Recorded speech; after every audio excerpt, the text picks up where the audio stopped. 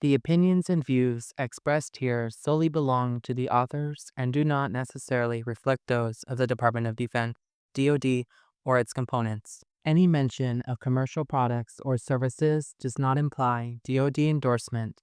Additionally, the presence of external hyperlinks does not signify DoD's approval of the linked websites or their contents, products, or services.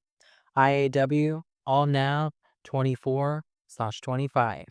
Names and ship names changed for privacy and storytelling. Hey guys, I'm Buddy. I'm an active duty CSS2, and somehow I got stuck doing this instead of meal prep.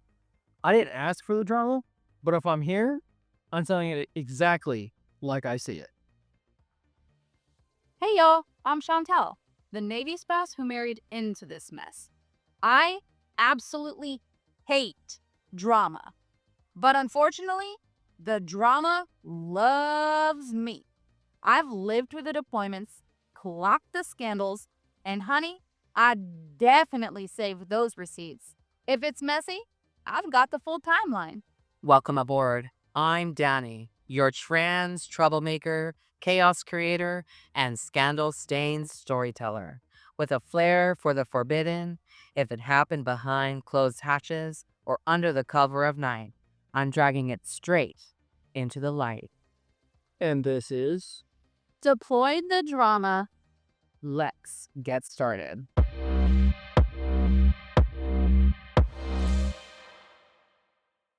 This week, we dive into a tale of espionage, betrayal, and global ambition.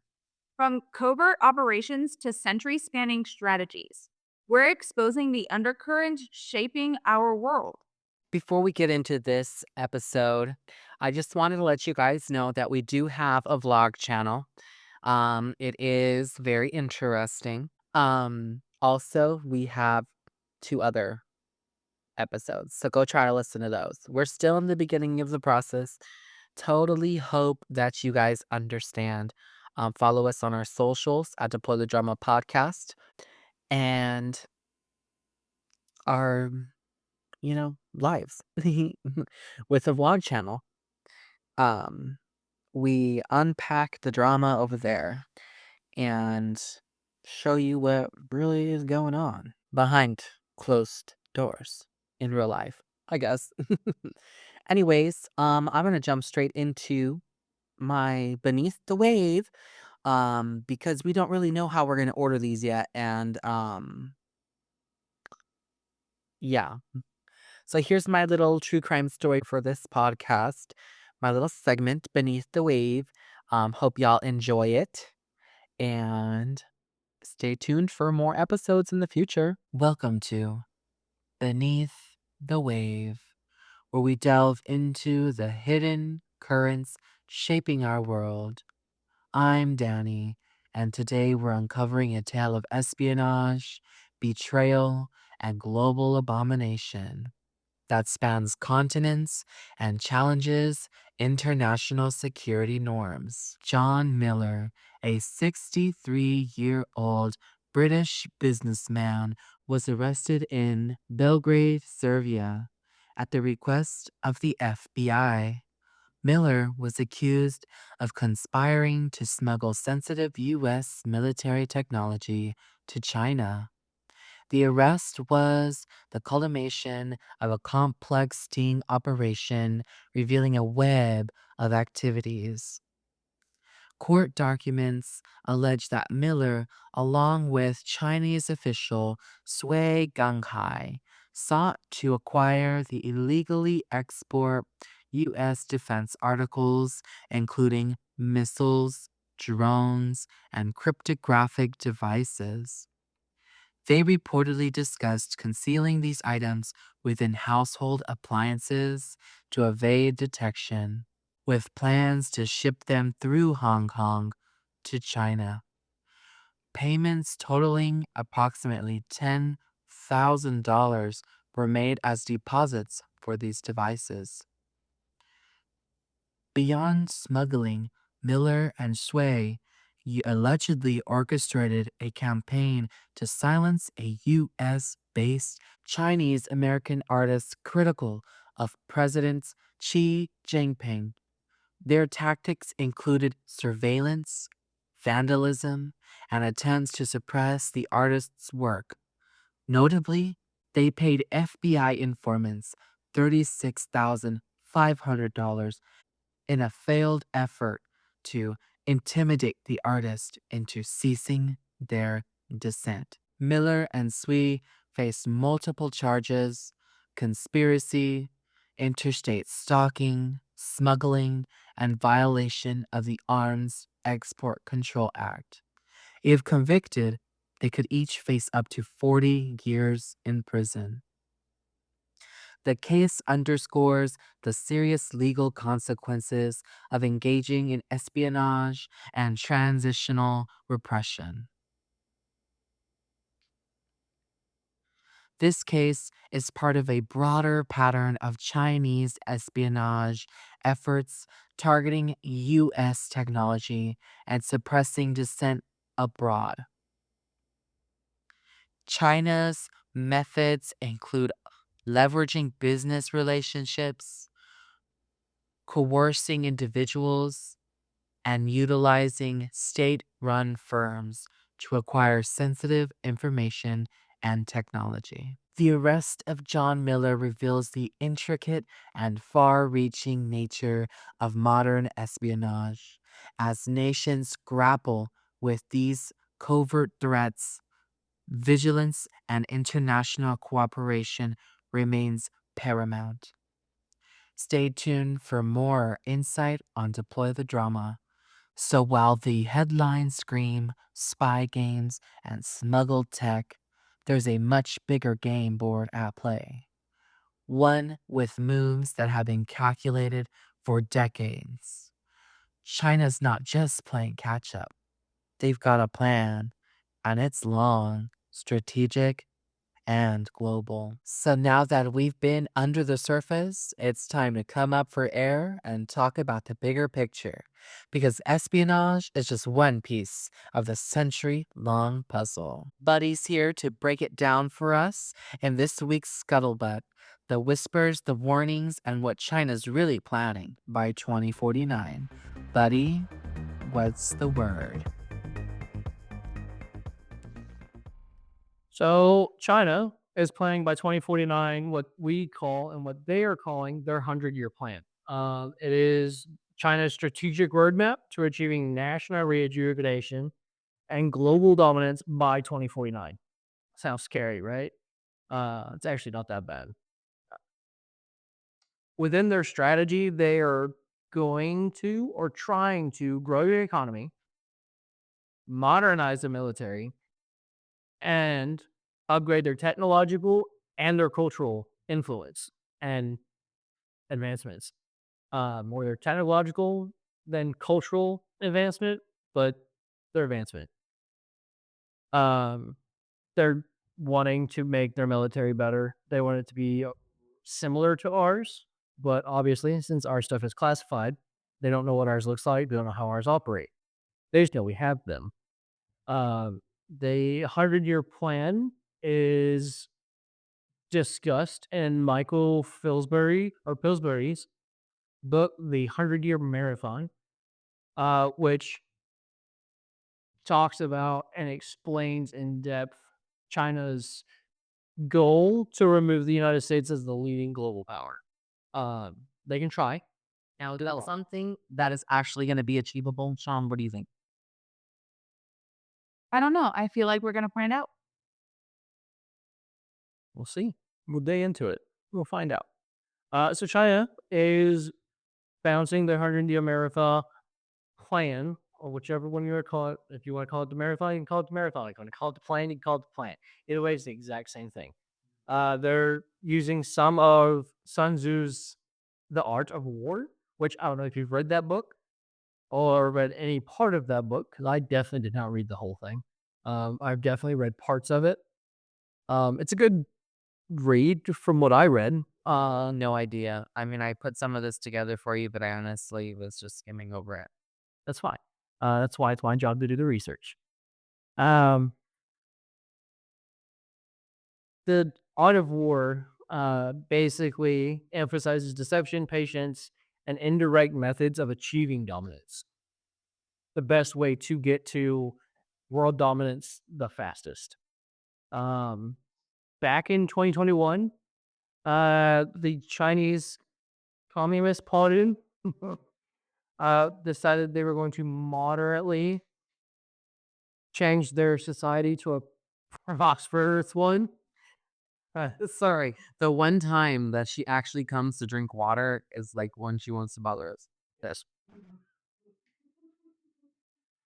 Um, and their end goal in 2049 is to establish a strong, democratic, civilized, harmonious, and modern socialist country. Could have swore they already had that, but guess not. Guess they're not democratic or civilized. Um, I'm 110% going to butcher his name. But it's Deng Xiaoping, I believe. Shang Xiaoping. Yeah, probably. Shang Xiaoping. Shang Xiaoping, I definitely did not look up the I had to look it up because he was somebody like that was in my story. Or by the way of how. Shen Xiaoping's policy uh, is to hide your strengths and bide your time. So basically, don't show any other country your biggest strength. Granted, the U.S. we definitely show our force of power. Granted, they don't see all of it. Now that's where I'm gonna get into this because you guys like to scare people, but you're really harboring those risks. I know you guys are capturing those aliens and you guys have that technology. Do not lie to me about that. We don't have alien technology. It would be classified. That's why he's lying. Liar. Yeah, where do you think the submarine came from? We built it. An alien. I mean, if you really want to, we can drop the 100-year plan. I can go into the in-depth history of submarines. We'll do that another episode. That sounds kind of boring right now. Sean's like totally out of it. She's on her phone watching her TikTok. So in 2013, China launched their initiative called the Belt Road Initiative. It aimed to enhance global trade and stimulate economic growth across Asia and beyond by developing trade routes reminiscent of the ancient Silk Road, which, if I remember correctly from history, the Silk Road ran from China all the way over to Europe. It was a huge trade route during, I think, both World Wars. Obviously, I didn't see that as a very punctual thing that we needed to talk about, so I skipped it. We don't need a history lesson today. Through infrastructure investments in over 150 countries, China is seeking to expand its influence and create a China centric global trade network. In other words, they're trying to create a network of trading between every country up to 150 country or over 150 countries to be exact. That is all based out of China. So, do you stand ran by China? Do you think this is what Trump was trying to do by implementing those tariffs? Like, not be a part of or create our own network? So, in my personal opinion, because obviously I can't delve into the military side of their opinion because that's not my place. If you want to know their opinion, you can email Segnav. He'll probably tell you. Um, in my personal opinion, I think the tariffs was more Trump trying to stop the 100-year plan. Because if we can stop it before it happens, it'll never happen. We basically have to tell China, hey, know your fucking lane, bro. Like, don't go after shit. Like right now, China has huge fucking powers in the South China Sea. Cool. They're fucking sea. Like, it's literally called the South China Sea. It's theirs. Mhm. But they're trying to cut off American trade routes through the South China Sea, which is a huge for our oil industry going through the South China Sea. They're trying to cut our trade routes through the South China Sea and take over our all trade for the US and Thailand. If the US loses trade in Thailand, it's going to be a huge fucking thing. Because in the NATO agreement, or one of the agreements, I don't think it was the NATO agreement, one of the agreements, between all of the countries during the world wars, cutting off trade is an act of war. So I don't really know if they want to do that. Greg, they're trying to take world domination by 2025 or 2049. So I guess they do. And they're trying to start with the world's largest superpower, which is the US. Russia is the second world's largest superpower. So I'm sure they'll go after Russia unless Russia's backing them, which I wouldn't doubt, to be honest. Now, if I'm doing the math correctly, this was something that was implemented in 1949. Is that why it's 100 years? So, in 1949 is when the Chinese president wrote it. It didn't get implemented until the following president. Granted, the president who wrote up the 100-year plan, I'm going to call him a president because I'm pretty sure that's what they call him in China, as a president. I just know it's easier for me to understand that it's a president, not a dictator or whatever else you want to call Well, him. Chinese Republican, the Chinese Republic leader. Yeah. It's just easier to say president. So I'm just gonna call him the president.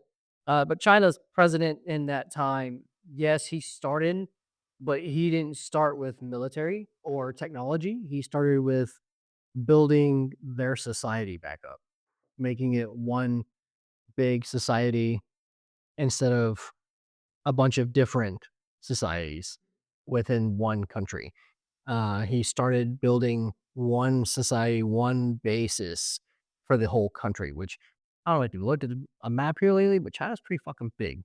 That takes a lot of time. Now, I've also heard a theory that some of the countries on the globe are bigger than they actually are It's possible. because the people who drew them based on the, I mean, I guess like the United States is supposedly supposed to be bigger than Africa, So if you but on the globe, Africa is smaller. so if you look at the US and Africa on the globe, yes. Africa, if you like sat them side by side, Africa's gotta be smaller. But when they created the maps and the globes, they did it off of a ratio for the size difference, like based off of a scale.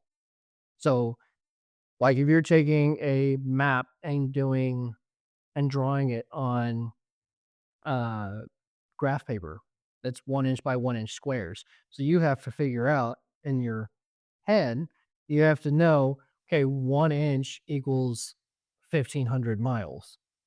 And then you have to draw it out that way. So they do it based off of land mass and how long it takes to go all the way around the country to figure out where they need to draw the country on the map and how far over they need to go. There's a lot of math that goes into making maps, which is why I'm not going to be a cartographer. Yeah, we should just Get back to the 100-year plan because cartography is that's probably the only number I can count up to right. 1500 or 100. One.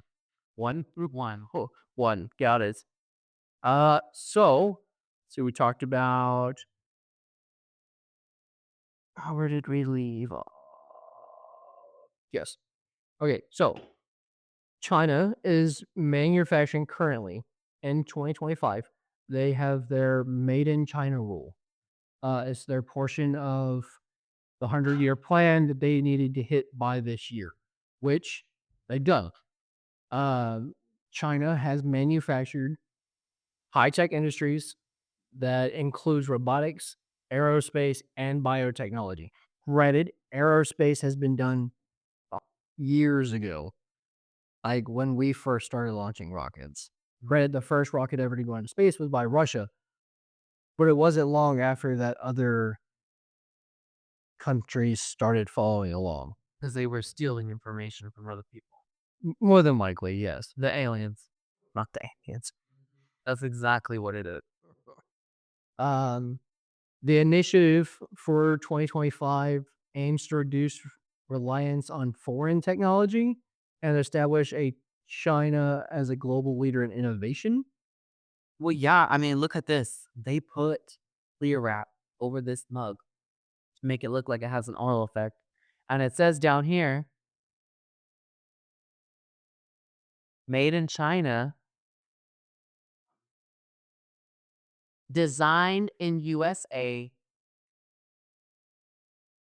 hand washed with cold water only, made in China. I know this is going in the dishwasher. It still looks fine. All right, so question for the both of you.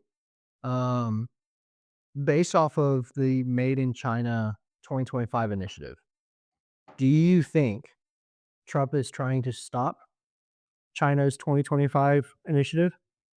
Well, if he really wanted to stop, I mean, it didn't really work because we aren't standing for that. I get it. He's trying to do it for the jobs, do it for to stabilize us as in case something happens. They really do rely. Like this mug was from Dollar Tree. Huh? It's not Dollar Tree anymore. It's $1.25 store. And guess who did that? China. Okay. COVID action, but we can't like COVID for anything anymore. Okay, second question. I'll get back to your answer for the first question in a second. I don't have an answer. Okay. Um, do you know what the tariffs are and what they're doing? So my impression of the tariffs is got it. The imports cost more to import now. They're adding a taxes to the imports. So what I had seen was 145%. So it was raising the price, and the big companies were doing, oh, it's cost of shipping now. You're gonna pay $39.99 for shipping now. You can't just get it for free shipping anymore because they raised the import taxes, which was the tariffs, and what I understood is that. So the tariffs, Trump wants the businesses to absorb those fees and then taxes, but the big companies don't give a fuck. Amazon just added the here's shipping, $7.99 extra shipping. Walmart, here's $39.99 extra shipping. I signed up for Walmart Plus to not have a shipping fee, but it's there now. so the tariffs were not actually meant to go after the American people's money. The tariffs are created to go after Chinese companies and foreign countries companies. Let's put it that way, because we have foreign trade, not just with China. The tariff was put into place that the Chinese corporations have to pay that extra fee to get them shipped into the U.S. If they want their product in the U.S., then they have to pay that fee. That's what the tariffs are for. But it didn't necessarily work that way, did it? It did. It did. But the reason why we're getting shipping fees in the US is because we're running low on supply for everything made outside of the US. The whole goal of the tariffs was to get everything made in the US and have the US citizen buying from the US because it's cheaper. It's cheaper for us to make it here. It's cheaper for us to ship it around the United States than it is to ship it from a different country to the US. So if they're paying 1 penny for the blouse to be made in China, and they're paying 10 cents for that one blouse to be shipped over here, and they're paying 1 cent per hour for the one employee that made the shirt, for example, Yep. that's 13 cents for one blouse to get shipped here, and for me to purchase the blouse for $15.99 because the company needs to make a profit. When we're paying employees a decent wage in the US, which is not $7.25 anymore, which most places you're gonna be up in the 15s. Now it's $15. Then the cost of the farming and everything is here, so that's another $15 for the shirt. There's $30 for the shirt. The shirt in the US is another $15. $45 to the shirt. Then the company still needs to make a profit on the shirt. That shirt now becomes $60. So I pay $60 for the shirt instead of $15 for the shirt because it was made here. That's not how that's working. So if you go into a store and you pick up something made in China versus something made in the US, the price of the item made in the US is going to be a lot cheaper because we are putting more money into the people who are making the products versus the company who is selling the product. So you're telling me those companies are going to take a loss on that blouse because now they're making it in the US instead of China? Yes, that was the goal, is to put more money in the US's pocket, the US citizens' pocket versus major corporations. So I'm still going to pay $60 for a blouse that's made here. You would tell me what 50 fucking boss is 60 fucking dollars. Have you been to a store, American Eagle? You telling me her shirt's not $60 there? I don't shop American Eagle. Okay, Victoria's Secret, you're telling I have a pajama suit is not $80? That's just big. I got it. 80% off. And just so you know, Victoria's Secret imports from out of the US, not in the US. Yeah, all of their stuff is made outside the US. Just so you know. That's why their shit costs so much. It's just made outside the US. Okay, so if I were to get the same blouse suit, the same pajama set from China on Shein, I'm going to pay $10 for it. But she's paying $80 at Victoria's Secret for it because it's made here. It's not made here. Victoria's Secret does not make clothes in the US. It is made from outside of the US and bought in. Okay, so they're charging $80 for that. So then when it is actually made here, it's going to be $120? No, when it's made here, it's going to be cheaper because it's not costing us extra money that doesn't need to be charged. All I gotta say is I don't think these companies are going to absorb the costs that it's going to take. Everything is just going to get more expensive. Well, I can tell you since January 1st, they've been doing it, and we still have companies running constantly. Yeah, but I've seen the grocery bill increase since January 1st. Well, yeah, there's groceries. That's different. That $16.99 pair of pants at Walmart, not $20. It's not groceries, though. It's clothing. What is the whole premises? We're talking about So as a general product. as of right now, the U.S. we're going to go off cotton. Not because today is Juneteenth and that was what happened back then. That's not why we're going off cotton. You didn't have to bring that up at all. But I want to make sure I'm recording this on Juneteenth. I want to make sure our viewers knew, but that's not why I bought it up.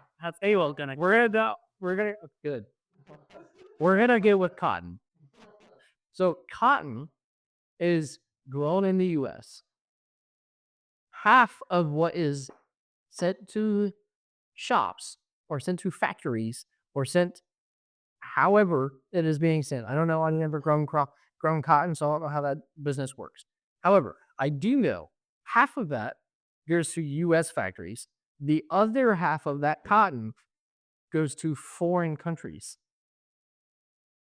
So the company that bought that cotton from the farmer is sending that cotton at pennies on the dollar that they bought it from the farmer for overseas for them to use it to make something to get it shipped back here to be sold back to the U.S. citizens. Yeah, but that is still a made in China product or a made in another country product. Just because it has U.S. cotton doesn't necessarily mean it's here and it's going to be cheaper. You didn't let me finish. Going from the other side of it, where the other half went to a U.S. factory to be made in the U.S., it is costing us less because we don't have to ship it overseas and then bring it back into the country. But then at that point, you're seeing the fees of being able to pay a livable wage to employees. To who? The U.S. citizens? We'll go fuck what China wants to pay their people. We could care less. We want to make sure the US is functioning. We don't give a fuck about other countries. Okay, so then, like I'm saying, if it's supposedly so much cheaper to build the product here and manufacture it here than it is to do it in China, but you're paying a livable wage to these people, those companies are not absorbing that cost. Okay, so I'm gonna go ahead and tell you why it costs more to go from outside. I wasn't gonna bring it up. You can cut it out of the situation if you want to. The reason why it costs more to go from China to here than it does for the US to bring it in from their own factories is because we in our factories are no longer using people. We're using robots. China is still using people at that point. So they are having to pay more, which is making us pay more to bring that item back. So then, how at that point is it building the U.S. citizens up if we're not getting those jobs back? Someone has to maintain the building. Someone has to maintain the robots. Someone has to run the robots. Someone has to push a button in the morning to start those robots. How many of those require a college degree? None. You don't have to have a college degree to run a robot. No. You stand there and you push start or stop. Or you walk over to a tech manual that hangs right next to the robot and then put a certain code into the computer that runs that robot. And then you hit enter. It uploads the code to the robot. The robot does its job. A lot of US factories don't use people anymore because it's more cost effective to use robots than it is to use people. Because the same amount of people, which is why we have more jobs opening up in other fields, other these factories. That's why they're doing the incentive to go to college so you can get jobs in other places. Why they're doing all the federal Pell Grants and shit. The free tuition to college. It's to incentivize the US citizens to go to get a degree. Half the time when they go to the degree doesn't mean shit. There's people who work at McDonald's that probably has an engineering degree and can't fucking use it. Until now. Now we need engineers because we need an engineer that can fix the robots Interesting. and build new ones. Interesting. Anyway, back off that still back into the 100-year plan. What was Sean's answer to the question? Do you remember the question you asked? I remember the first one and the second one. The first one was, do you think Trump is stopping China's 2025 Made in China initiative? And the other one was, do you know what a tariff is? I just learned. Do you have an opinion? Nope. I'm just bored.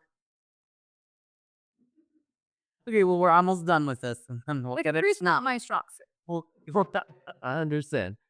Okay, we're almost done with the 100-year plan, and then we'll move on. to your wine time. Don't worry, girl. Can't wait to hear what wine you're drinking tonight. So, moving on, we're going to get into the dual circulation strategy. China's economy is gearing more towards being more self-reliant and resilient to external shocks. So, like, if the U.S. decides to say, "Hey, fuck y'all, we're not sending y'all cotton anymore because China can't go cotton," they import it from us. Is it because their geographical location on the earth? Yes. China can't grow cotton. We grow it. We send it to them. So if we say no, fuck you, you're not getting cotton anymore, then they can't get it. They have to find another way to import this cotton, which is what this whole section is about. Is China's economy is trying to become more self-reliant on themselves, just like Trump's trying to do with the U.S. I understand you are very bored with this topic. Sorry, Sean. She's covered up in a jacket right now because it's bored. They are also trying to get away from being debt dependent. They're trying to get away from $37 trillion. That's it. That's the U.S. Oh, yeah, that's the right. China is trying to get away from being debt dependent They're also trying to change their geopolitical leverage, um, trying to make it easier. Now, back to the South China Sea and Taiwan. It has heightened in the last couple of years, which is producing tensions between us and them and other countries and them, which is making us respond. Like we are now putting carrier groups, or well, we were. We're not anymore. We were putting carrier groups there. Not anymore. At least not that I know of. And I'm sure if you ask SegNav, he'll probably tell you it's classified because it's ship movements and you can't do that. It's breaking GOPSEC. Um, Thanks for the clarification on that. Like we needed that. yep. So I can't really tell you if they were putting ships there or not because that's not allowed. But in conclusion, all right, we're gonna go ahead and wrap this up real quick, just because someone who's getting bored and playing on TikTok again. So China's 100 plan represents a comprehensive strategy to reshape the global order into its own favor. They are trying to retake over the world. They had it at one point, they lost it. Now they're trying to take it back. Understanding this plan is very crucial for any policymaker and global citizen because it does affect everybody. It doesn't just affect the US, it affects every single country in many different ways. And I can go into in depth on how every country can be affected, but I'm not going to. And engagement competition and strategic foresight is very essential into responding to China just because that's something we need to understand and have a knowledge of. So we're not blindsided because you never know. Oh, isn't that a movie? Blindside? Yes. A very good movie. It's sad about the football kid. Go football. All right. That's enough world domination talk for one day. Yeah, my brain is sweating. And Chantel is bored. I have a headache now. A lot of information to take in. From geopolitical chess to base level drama, it's time to switch gears. So grab your glass, hide your group chats, and get ready because Chantel's pouring the tea and the wine. This is wine time, and trust me, the drama is full bodied today. All right, babes, grab your glass and your group chat receipts. It's time for wine time. Remember, my little winos, pour with your hearts. I pour till my ancestors tell me to stop. 'Tis the reason I normally have a whole bottle of wine, y'all. Today, we're sipping on something smooth, little dramatic as well. But it's just like the story I've got for you. I'm drinking a California Pinot Noir from Neomomi. Fruity, a little spicy, and honestly, she's got main character energy. Perfect for what's about to go down. I'm drinking this, and I'm not sure it's for me. What do you think? Tell me something I don't know, because I'm not entirely sure if I like the Pinot Noir either. But it has that little spice that I like, especially for this story right here. So, now they're called winos. Oh, absolutely. Absolutely. What made you come up with that name? Because it's wine time. And you grab your glass of wine and you a little wino. Okay, y'all. So picture this. The base out of Norfolk, right? Two Navy chiefs are up for promotion, except only one of them gets pinned. And he's married to a girl named Melissa. And we all know the type, y'all. Always posting the family command photos like it's Hallmark card or the Christmas family card or whatever it is. But she's tagging every CMC's wife in her captions. So? I don't freaking think so. Well, the other wife, her name's Rachel, and her husband is the one that didn't get the promotion. She decides to do nothing She decided to say nothing, to do nothing in person. But every single thing that she had to say, she brought it to social media, to Facebook at that. Chicks. So a post goes up, all lowercase, and we all know what that freaking means. She's being passive aggressive. Funny how some folks move up without putting in the work. Guess kissing ass really is the new warfare.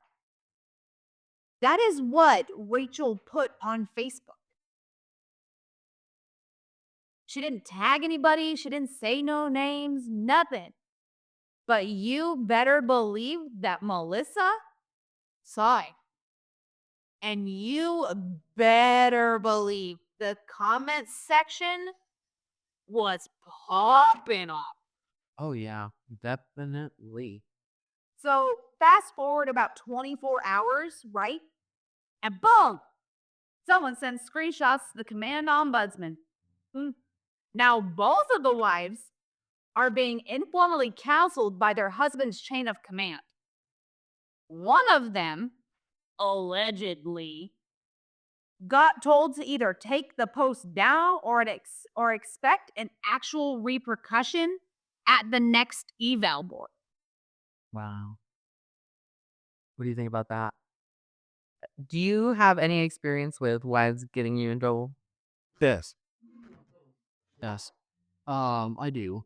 Not your wife or your wife?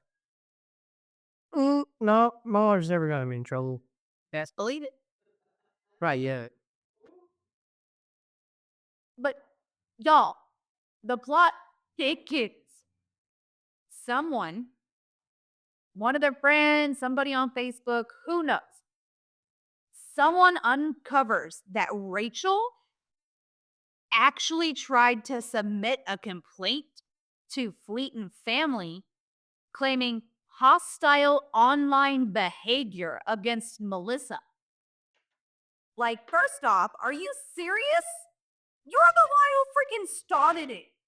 And yet you trying to put the blame on somebody who's just proud of her husband. That don't sit right with me. Anyways, moral of this story is don't start a war that you can't finish. And definitely don't throw shade from your burner Facebook when you forgot you friended your ombudsman last year. Easy as that. Don't be a keyboard warrior. That's it. Just don't do it. Be a grown adult. We're no longer in high school. Nobody wants the high school drama bullshit anymore. Just be proud that your friend's husband moved up. Like, congratulations. That's all it had to be. Now, y'all, I'm going back to my Pinot and my Petty. Y'all know I stay hydrated on gossip and red wine. Woo! That wine was bold, but this week's drama was bolder. Now that we've swirled, sipped, and spilled it all, it's time to head to the real mess. Is it official Navy policy? Or just something straight up barracks bullshit? You already know we're about to find out. Let's get into barracks or bullshit. Danny, to you. Bullshits are back. Oh. Okay, so Just say the last sentence again. let's get into bullshit or barracks. Danny, over to you. It's time for Bullshit or Barracks, where we ask if this is legit Navy move or just another headline hustle. Yep, the category that China's been playing chess while we've been busy fixing broken washers and chasing TikToks. Is this the real reason we're wrapping up in the Pacific? Or is it just Cold War 2.0 vibes with a new villain?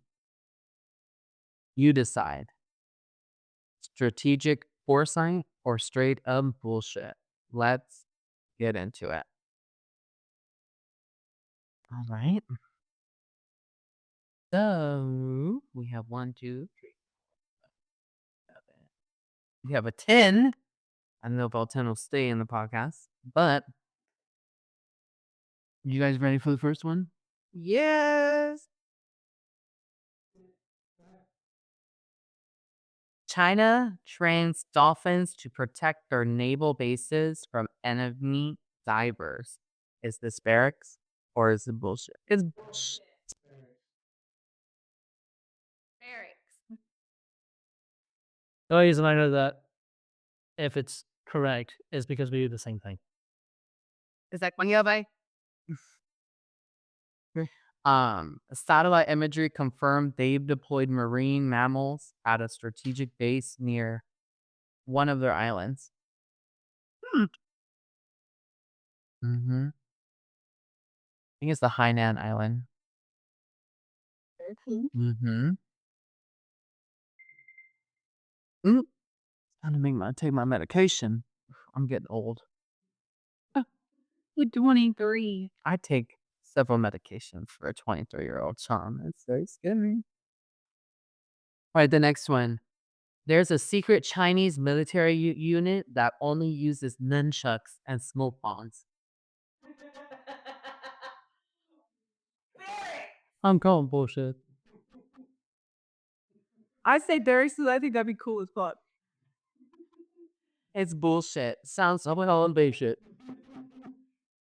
It sounds cool, but no. Even the most elite units don't have shit like that.